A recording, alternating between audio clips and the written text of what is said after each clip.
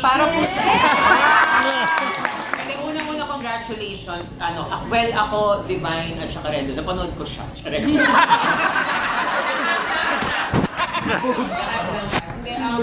I have two questions.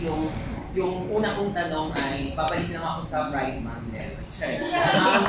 Yung una ay, I'm very happy that Lance Blanco is casted.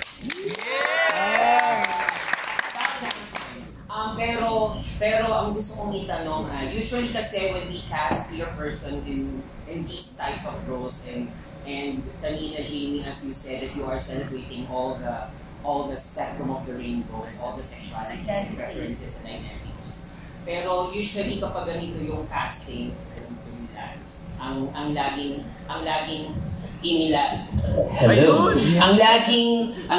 nagiging itsura, at least sa iba, ay it's a tokenistic casting. It is a stunt casting.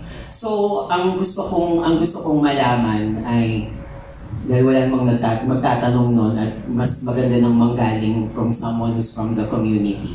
Anong masasabi natin doon sa mga mensaheng ganon that, casting people, queer people in, blind casting or things like that. Ano yung masasabi natin doon sa mga ganong mensahe? Dahil alam ko na kaya na-cast sila na she fits the role perfectly. Yes. So, ano yung gusto nating sabihin doon? Yun yung unang tanong. Tapos yung pangalawang tanong, I think this is for the, parang kahit sino sa cast, dito sa Pilipinas, kapag nagbibilan tayo, it is such a privilege. Because that's the only time that we can develop material and like really push for its fullest form and potential. So ang tanong ko ay, meron ba, alam namin na yung theme ay tumindig at umibig at alam namin yung mga mensahe na gustong sabihin ng palabas, pero ang gusto kong itanong ay, meron bang gustong mas umalsang mensahe ang walang aray for this iteration at meron bang gustong mas malakas na isigaw ang walang aray for this run? At kung meron, ano yun? Thank you. Sa unang question muna, maybe my co-artistic staff person. That's the first question. Uy, nice. Anong message? Tokenism. Baka kasi may mga nag-iisip na it's a tokenistic casting. Siguro isa ito sa mahaba-habang usapan to nung nagsisimula pa lang kami when we found out that we were gonna run Walang Aray again, and we wanted to really open up auditions to all identities. Diba? Ako yung isa sa mga nagsabi na I just want to make sure we don't communicate that as nagka-cast kami ng rainbow casting kami, wow! Kasi sabi ko, no. We are opening it up to people because we have different capabilities, different set of skills, and our sexual orientation, gender identity, and expression has nothing to do with that. Okay, so as someone who I am gay, I'm a huwag na pagkakala! Ang pinagkaroon nila kayo sa akin, kinala ko kayong char. As a gay professional artist, it's always been like alam to ni Fee na isa advocacy ko talaga na whenever I put in a space, in a professional space where I can advocate for my community, I will. So kahit ano pa yan, minsan nga parang I read a script, even if it's not my line, I make sure that that a space is held for when I say something, because it comes from a very personal experience as well. So ito, nung pinag-usapan nga namin na, we wanted to invite si Lance, yung isa, of course, Ice, we invited. Sabi ko, that's great, but let's just not make it into like a marketing scheme. Like, we're not gonna market Walang Aray as, wow, we casted a trans woman in the lead female role. Parang, hindi naman kailangan i-announce yun eh. Parang, di ba? Parang, kilala na siya. I think Lance has proven herself through the years, lahat ng kaya niya. At kung meron magtatanong na, kinas lang yan kasi para may iba para may, edi go. Para ka. I mean, sabihin mo yan, pero hindi yun yung truth namin. As an institution, it's not our truth as a company, and walang aray. So, parang pag sinabi nila yun, good to you.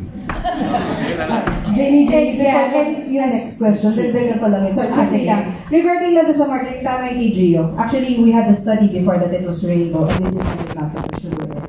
Because at the end of the day, it's not about that. We have, yung nasa press report, nandun naman yung sinasabi namin, we tried to be inclusive in the casting. We casted these people for their talents. But it is not because we want just a marketing hook, it's more than that. Kaya yung pa-more namin is really a lot of things that we want to stand for. And it's not just because they are casted for these roles, just for a marketing hook.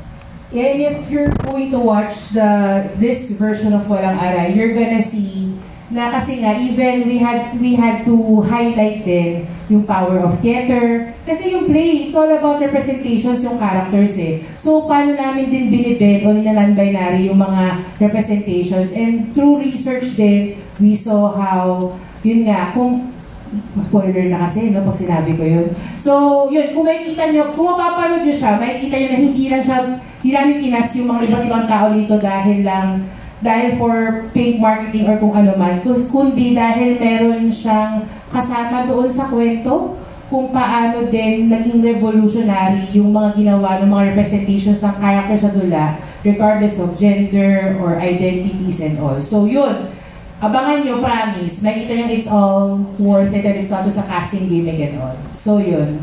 Yung second question, ano yung mensahe na gusto nating mas itampok pa doon sa dula? Okay?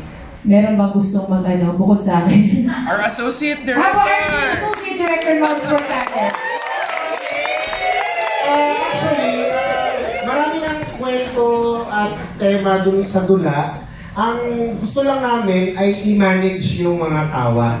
Kasi kadalasan, so una naming run, na-realize namin na, tuwang-tuwa naman yung mga tao. Pero baka nalulunod sa tawa yung mga dapat na pakalasin, yung mga bagay na importanteng, kung bagaman, importanteng makasugat at importanteng maghilom na sugat. So, yun yung mga bagay na minamanage namin sa pagkikwento. So, reviewing the dramaturgy of the play, text analysis, scene work. So, yun yung tututukan namin na, ano bang ibig sabihin ng mga linyang ito? Tandaan nyo, totoo yun sa Army na privilege mag-rerun, no? Kasi, tapos alam nyo naman na with the limited budget, limited na rehearsal time natin, tama? So, kadalasan, pag nanganganak ka ng original play, nauubos ang time sa pag-aaral ng kanta, pag-aaral ng sayaw, tapos buuin na natin, tapos. Itong privilege na to, gagamitin namin itong chance na to, yung artistic team, nag-meeting, talagang inaayos namin ng mga historical references namin with the costumes, with props, and all of those things. And then with acting, ganun din. Babalikan namin yung source material at ano pa ba yung mga dapat itong, ito, kailangan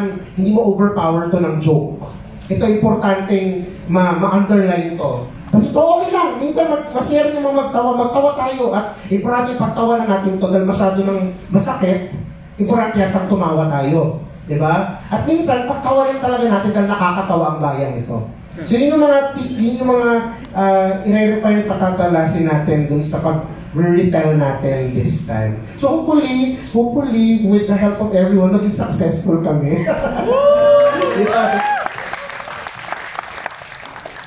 Thanks, V. Thank you for that question. Thank you for that question.